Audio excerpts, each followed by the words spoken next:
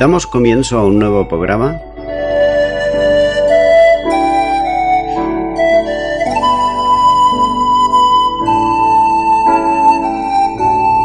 Servidores de Dios. Quien te habla es Manuel Cornejo.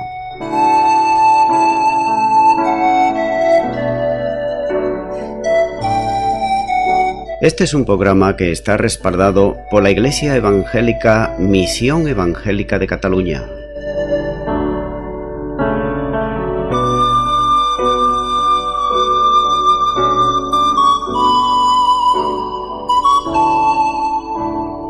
Estamos situados en la ciudad de Sabadell, en la avenida Matadepera número 239.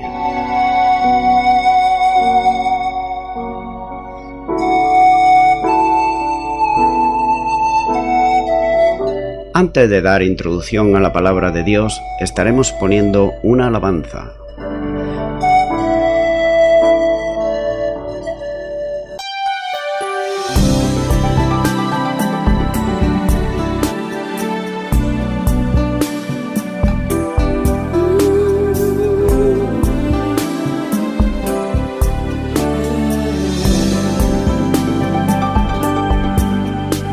Necesito aprender un poco aquí, necesito aprender un poco allí, necesito aprender más de Dios, porque Él es quien cuida de mí.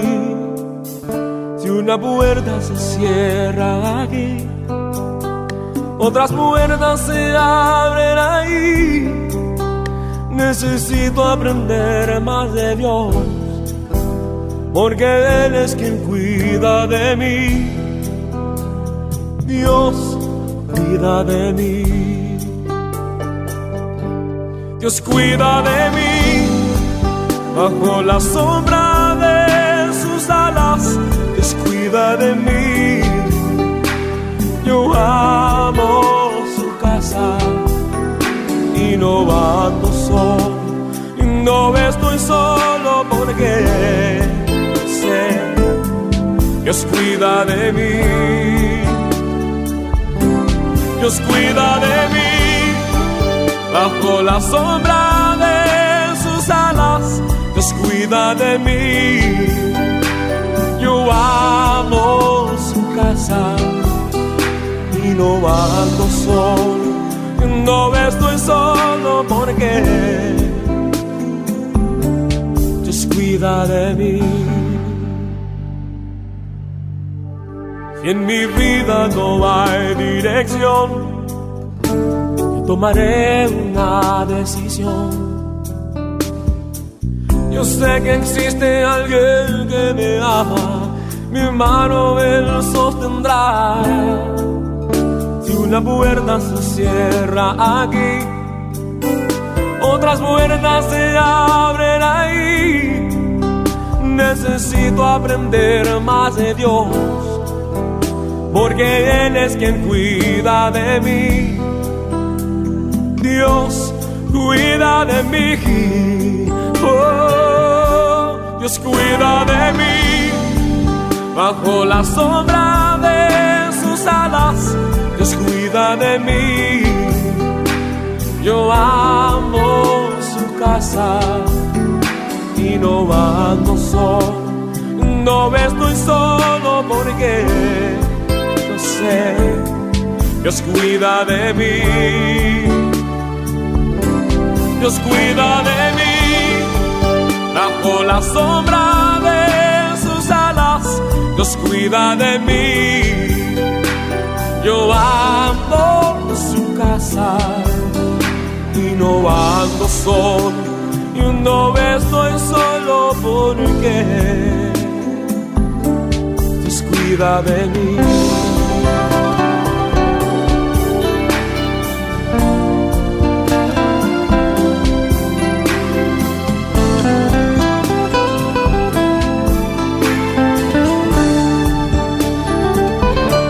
Dios cuida de mí. Bajo la sombra de sus alas, Dios cuida de mí. Yo amo su casa y y no ando solo, no estoy solo porque lo sé, Dios cuida de mí, Dios cuida de mí, bajo la sombra de sus alas, Dios cuida de mí, yo amo su casa y no ando solo, no estoy solo porque Dios cuida de mí. Yo sé, Dios cuida de mí.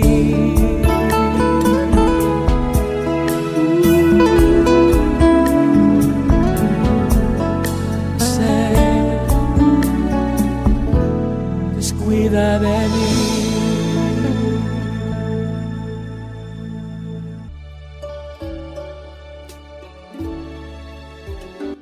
Y ya de nuevo tras la pausa musical estoy con todos ustedes para estar compartiendo la palabra de Dios. En esta ocasión será en el libro de los Hechos, capítulo 12 y versículo 18, donde dice la palabra de Dios: Luego que fue de día, hubo no poco alboroto entre los soldados sobre que había sido de Pedro.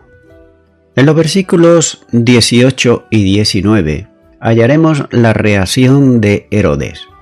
Y lo primero que notamos es que la mañana trajo consigo la evidencia de la desaparición de Pedro. Ninguno de los guardias era consciente de que algo anormal se hubiera producido. Todos los puestos de guardia estaban debidamente atendidos y las puertas además estaban bien aseguradas. Pero, a pesar de todo, el preso no estaba en la cárcel. Esto era evidente. Todos se preguntaban qué había sido de Pedro. En el texto griego se aprecia una construcción con una pregunta indirecta reteniendo el auristo del indicativo. Es por eso que los dos guardias que estaban junto a Pedro no sabían qué había ocurrido con el prisionero. Pero esto sí, lo que toda la guardia sabía eran las consecuencias que le acarreaba la ley romana, en una situación así que era nada más y nada menos que la pena de muerte, ya que toda la guardia podía y sería ajusticiada por la desaparición del prisionero, y podemos darnos cuenta que, como dice la palabra de Dios, inescrutables son los juicios y los caminos de Dios. El Señor protege a sus siervos, en este caso era Pedro, y hace que escape a un refugio donde Herodes Agripa no podía encontrarlo ni tampoco prenderlo de nuevo.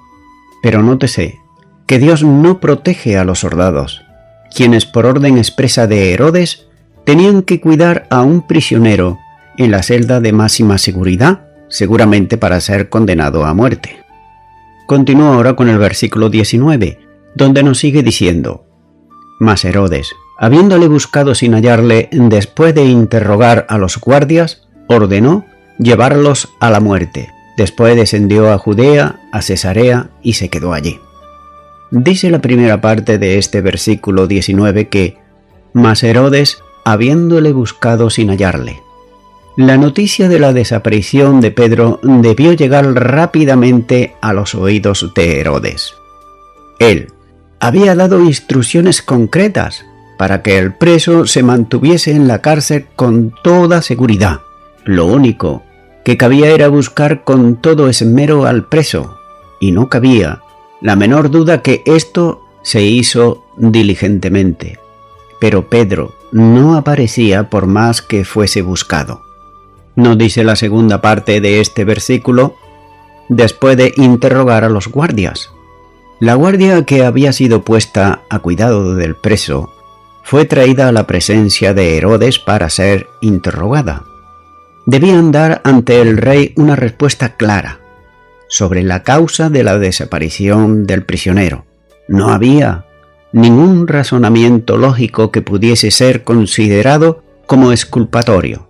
La única razón plausible era que los guardias se habían dormido y que el prisionero tuvo ocasión para escapar. Posiblemente hubiera sido indicio de descuido en la forma en que estaban aseguradas las cadenas o incluso la posibilidad de un soborno a los guardias. Pero ninguno de los argumentos que la guardia hubiera podido dar fueron suficientemente sólidos para evitar que Herodes lo sentenciara a muerte. Dice la tercera parte de este versículo: ordenó llevarlos a muerte. El mandato del rey consistió en aplicar la ley romana en su máxima expresión, sentenciando a muerte a la guardia y ordenando la ejecución de todos ellos. Pero hay que tener en cuenta algo muy importante, y es que esta era la ley romana y no obligaba a Herodes en la administración interna de su reino. Es decir, que no podían, si él así lo quería, ser condenados a muerte estos guardias.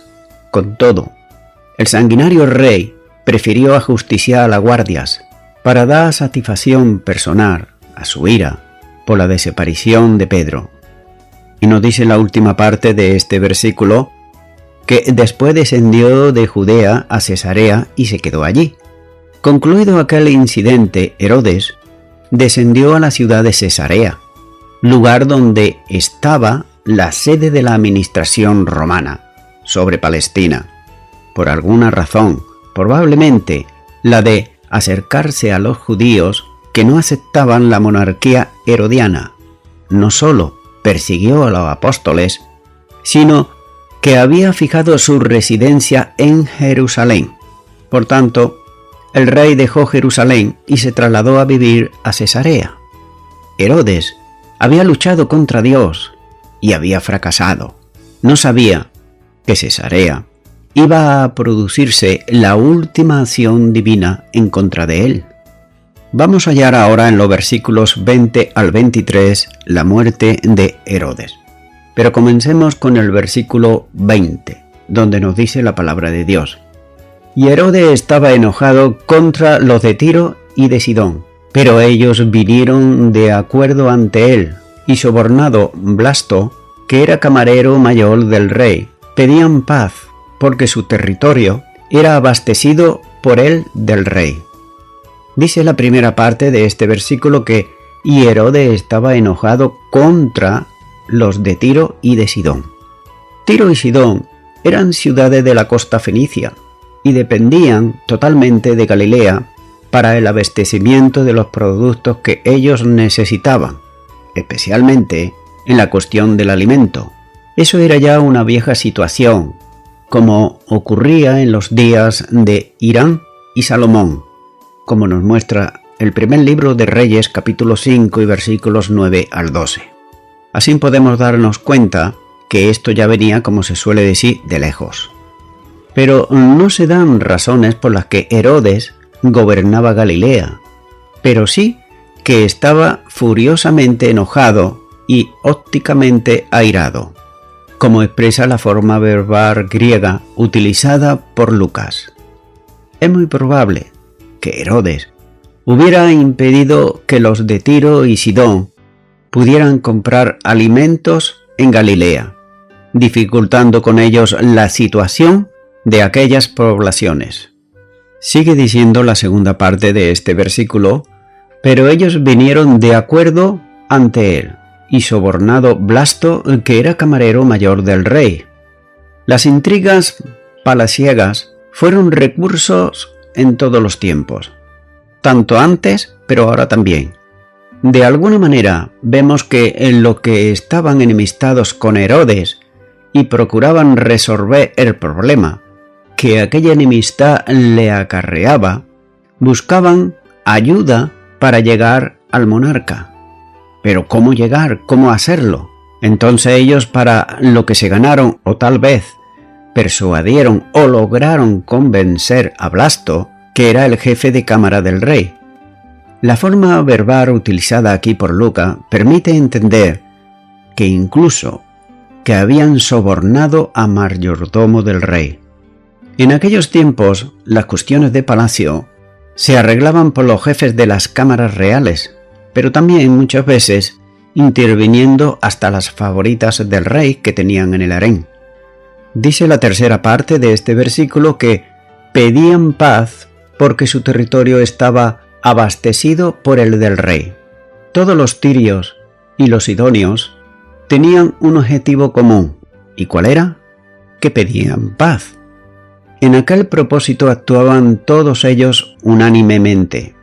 La comisión que pusieron en manos de Blasto era la de persuadir al rey para que cesara la presión y permitiera la compra de suministros que ellos necesitaban para subsistir. Así que el objetivo era bien claro. Tenían necesidad de alimentos. Continúo con el versículo 21, donde nos sigue diciendo la palabra de Dios. Y un día señalado, Herodes, vestido de ropas reales, se sentó en el tribunal y les arrengó. Dice la primera parte, y un día señalado. El día señalado o acordado era, probablemente, fiesta en honor del emperador Claudio. Tal vez su cumpleaños o quizá el aniversario de su proclamación como emperador. El historiador judío Josefo, quien hace referencia a la presencia de Herode Agripa en Cesarea con motivo de un festival de honor del emperador, así lo comenta. Y generalmente estos festivales tenían como punto de concurrencia el estadio, donde se desarrollaban juegos que habitualmente se celebraban cada 5 años. Dice la segunda parte de este versículo que Herodes, vestido de ropas reales, se sentó en el tribunal y les arrengó. Es decir, los reunió. En aquella ocasión Herodes se presentó en el teatro al principio del día y lo hizo vestido con ropas reales. En aquella ocasión, confeccionados con bordados de plata que reflejaban la luz del sol y producían el efecto de hacer luminoso el rostro del rey. Josefo, el historiador, describe así los acontecimientos. Agripa exhibió espectáculos en honor del César, sabiendo que esto se celebraba como festival por su bienestar. Se reunió en esta ocasión gran cantidad de funcionarios, provinciales y otros de posición distinguida. El segundo día de la fiesta, Agripa se puso vestiduras confeccionadas totalmente de plata, de un tejido maravilloso, y entró en el teatro al despuntar el alba.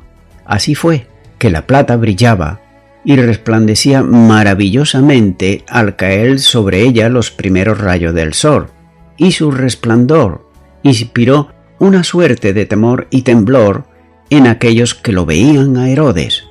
Inmediatamente, sus aduladores exclamaron desde varias direcciones, utilizando expresiones que no le hicieron ningún bien, porque lo invocaron como un dios, el dios con minúscula, y decían ellos: sé propicio a nosotros hasta aquí, te hemos reverenciado como ser humano, pero de ahora en adelante confesamos que eres de naturaleza más que mortal. Hasta aquí el comentario del historiador Josefo. Entonces, Herodes, habiendo entrado en el teatro con vestiduras espléndidas, se sentó en el tribunal, lugar que era reservado para los reyes, el representante imperial o el mismo emperador. Desde esa posición y con aquel atuendo, arengaba a la gente reunida allí y, posiblemente, de forma más directa a los representantes de los tirios y sidonios, que habían venido para procurar solucionar su problema que tenían planteado con el rey. Continúo ahora con el versículo 22, donde nos sigue diciendo la palabra de Dios. Y el pueblo aclamaba gritando: voz de Dios y no de hombre. Lucas nos dice la causa de la conmoción del pueblo congregado en el teatro en aquella ocasión, ya que posiblemente la apariencia del rey con las vestiduras reales resplandeció a la luz del sol, unido a la arenga que pronunciaba, es decir, el discurso pronunciado para enardecer los ánimos de los oyentes. Les llevó a glorificar su persona, aclamándole como si se tratase de un dios.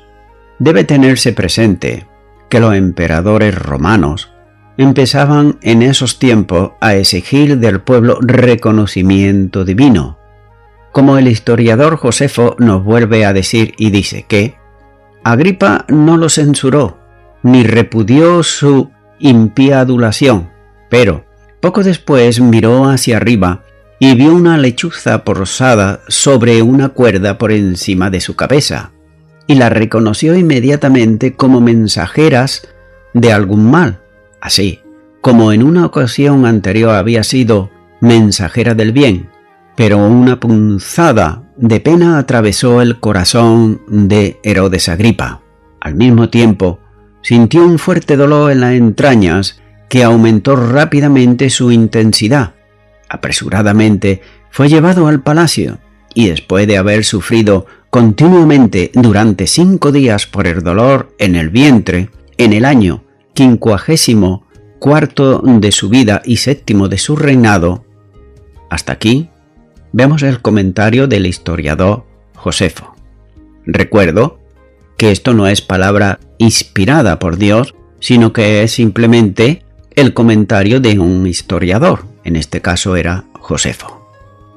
Por tanto, podemos notar que la multitud reunida en el teatro se dirigía a Herodes Agripa como si se tratase de un dios, con minúscula. El perverso rey no remedió la situación, ni mucho menos, sino que se llenó de orgullo y aceptaba complaciente un homenaje de semejante perversidad.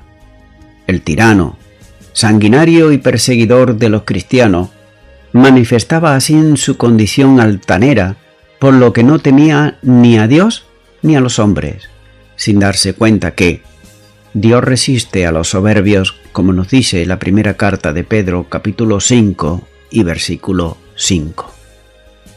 Continúo ahora con el versículo 23, donde nos sigue diciendo la palabra de Dios. Al momento, un ángel del Señor le hirió, por cuanto no dio la gloria a Dios y expiró comido de gusanos. En numerosos pasajes de la Escritura leemos que Dios comisionó a un ángel para llevar a cabo un castigo. Por ejemplo, un ángel mató a 185.000 soldados asirios en una sola noche. En el segundo libro de Reyes, capítulo 19, versículo 35, ahí lo hallamos.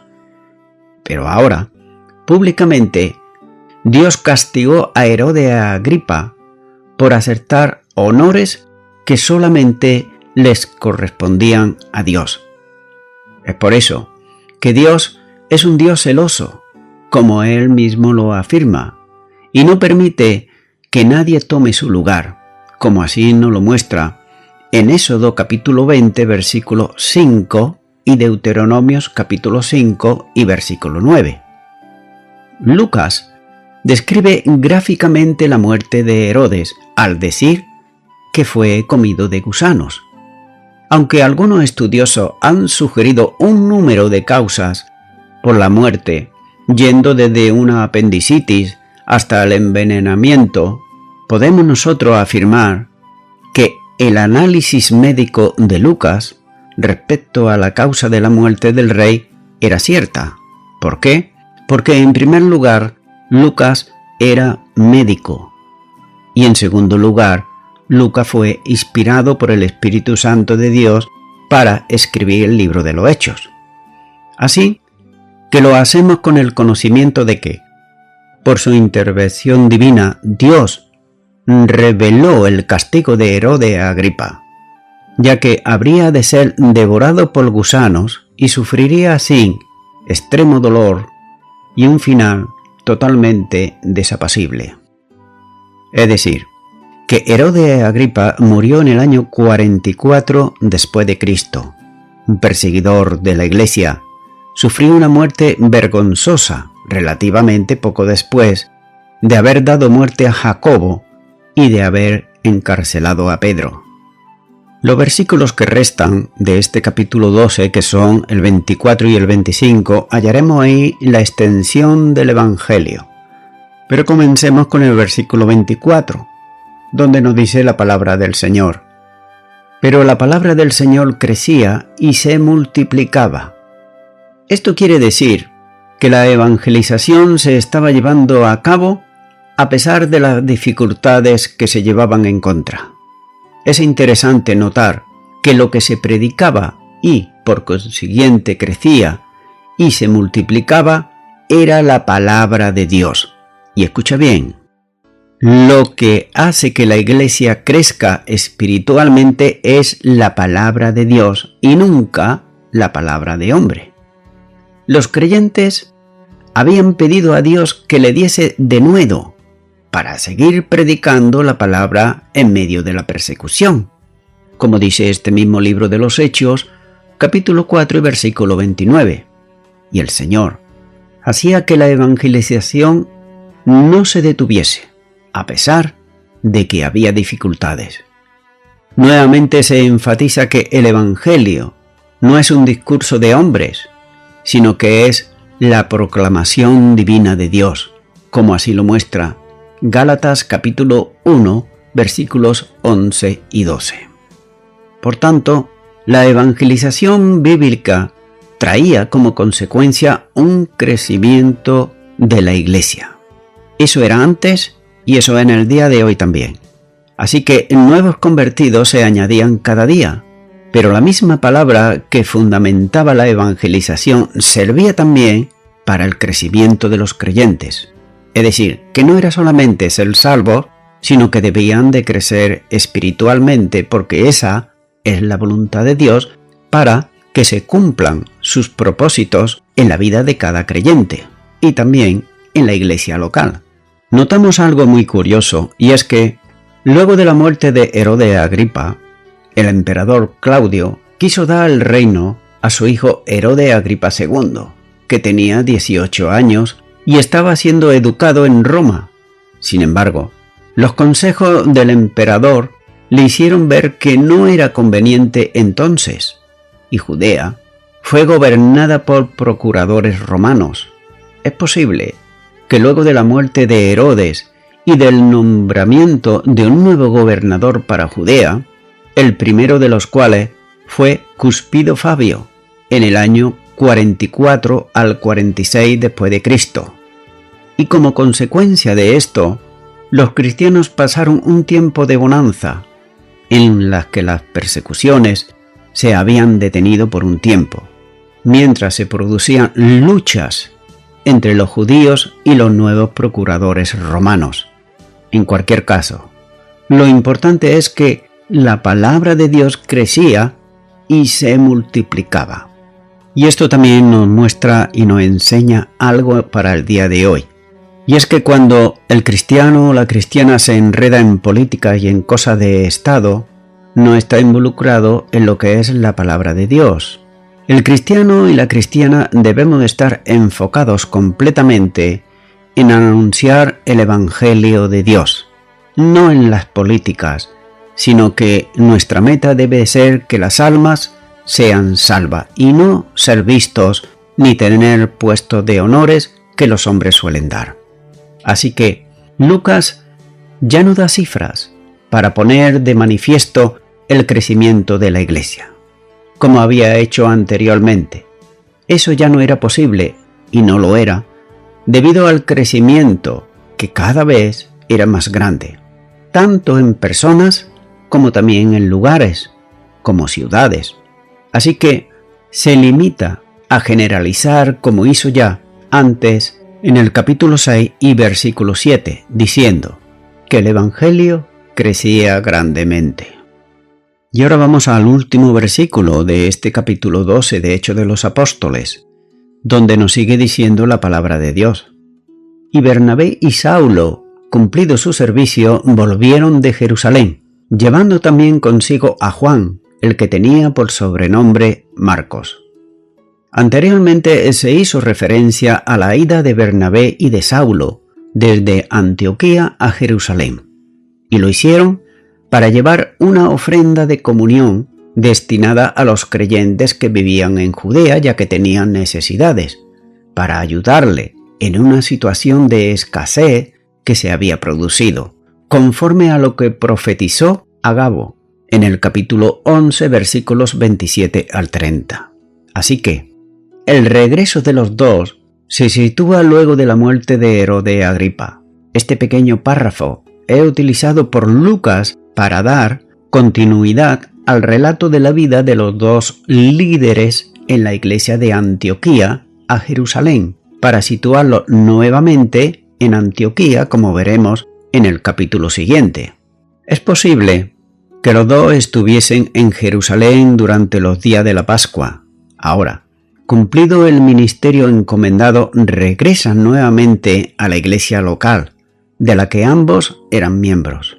Como será la constante en el ministerio de ambos, tanto de uno como del otro, ya que habían estado en Jerusalén llevando la ofrenda de la iglesia en Antioquía y regresaban a ella una vez terminada su misión.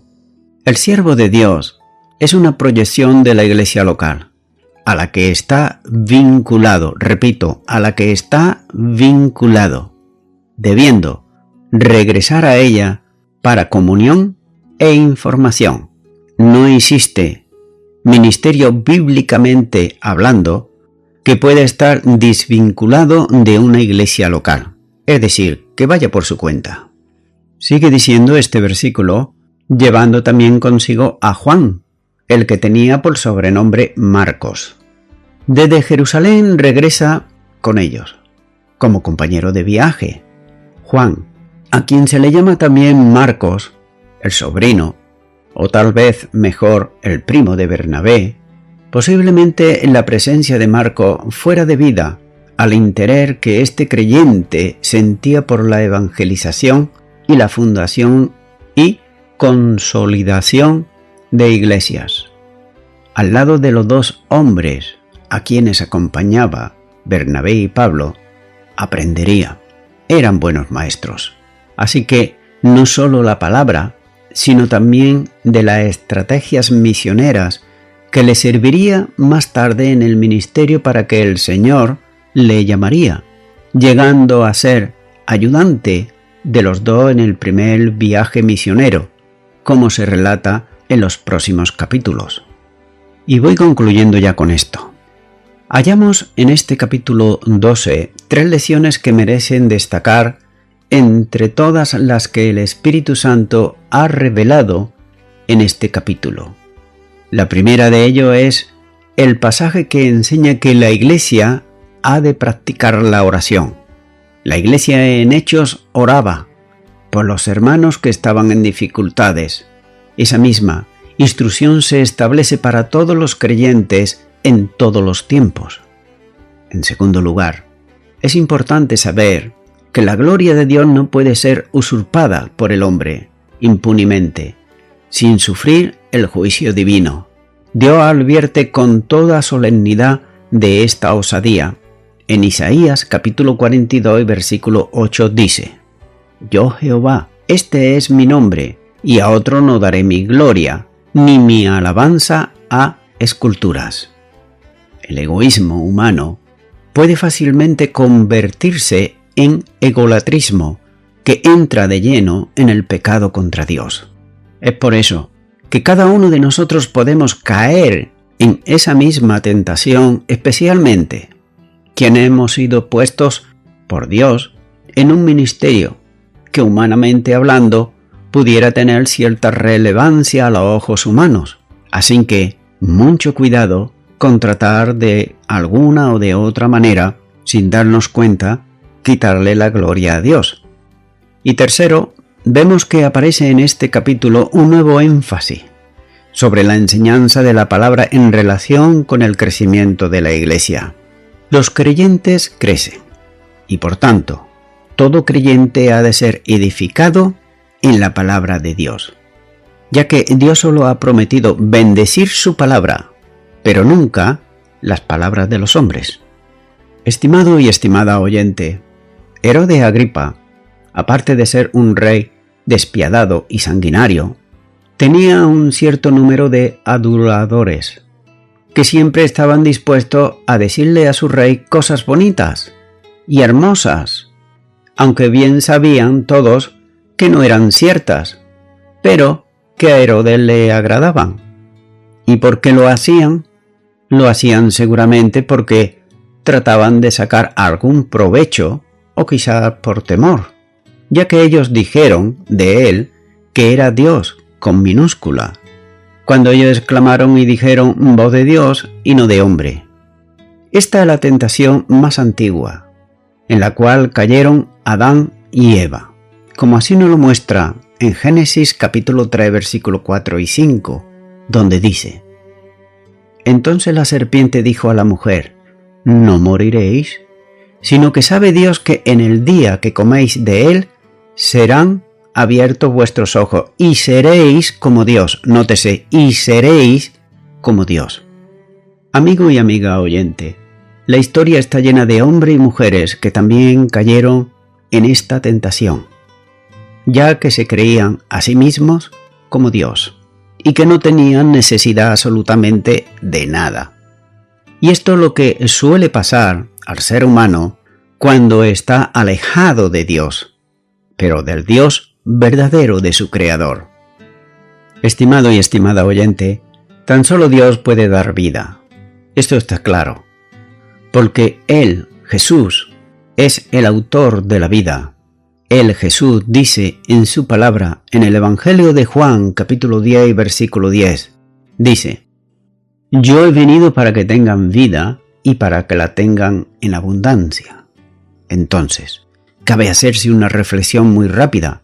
Si el hombre dice que es Dios y se quiere hacer a sí mismo Dios y no quiere saber nada de Dios, entonces ¿para qué vino Jesús? Para que el hombre tenga vida y la tenga en abundancia, es decir, vida eterna. Esto quiere decir que solamente Jesucristo es el único que imparte vida. Él dice también en el Evangelio de Juan capítulo 14, Yo soy el camino, la verdad y la vida, y nadie va al Padre si no es por mí. Por eso, amigo y amiga oyente, si nunca ha hecho una oración de arrepentimiento delante del Señor para reconciliarte con Él por medio de Jesucristo, su Hijo amado, yo te animo ahora a que por un acto de fe tú ores, le pidas perdón a Dios por tus delitos y pecados y puedas recibir de parte de Jesucristo esa vida abundante. Ora conmigo ahí a donde estás y repite: Señor Jesús, te pido perdón por todos mis pecados. Me confieso que hasta ahora me he creído una persona autosuficiente. Incluso he llegado a pensar que era un Dios. Pero no soy más que un ser humano y además pecador. Por ello, te pido en este momento que tú, Jesucristo, vengas a mi corazón, me des salvación y vida eterna. Yo te doy gracias, en tu nombre, en el nombre de Jesús. Amén.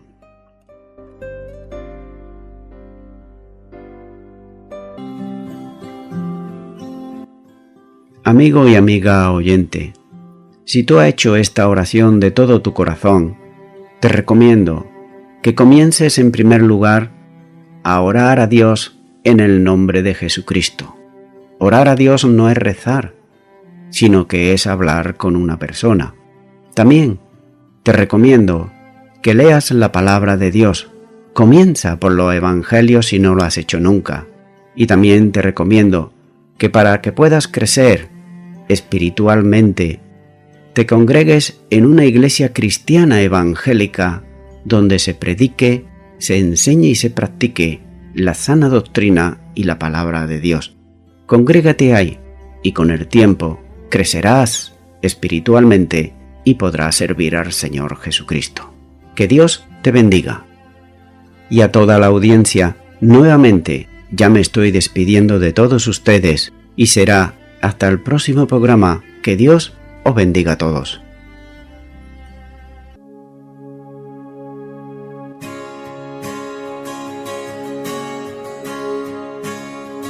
Me postro hoy ante ti y puedo así yo descansar.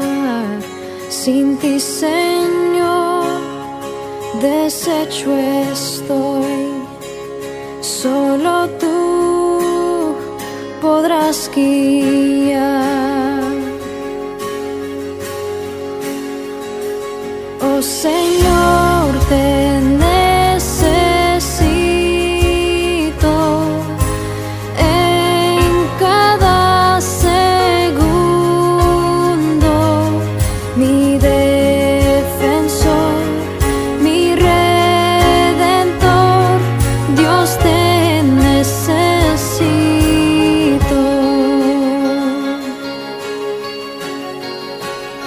Si pecado hay, tu gracia es más. ¿Dónde estás tú? Tu gracia está. ¿Y dónde estás? Yo libre soy. Santidad es Cristo en mí.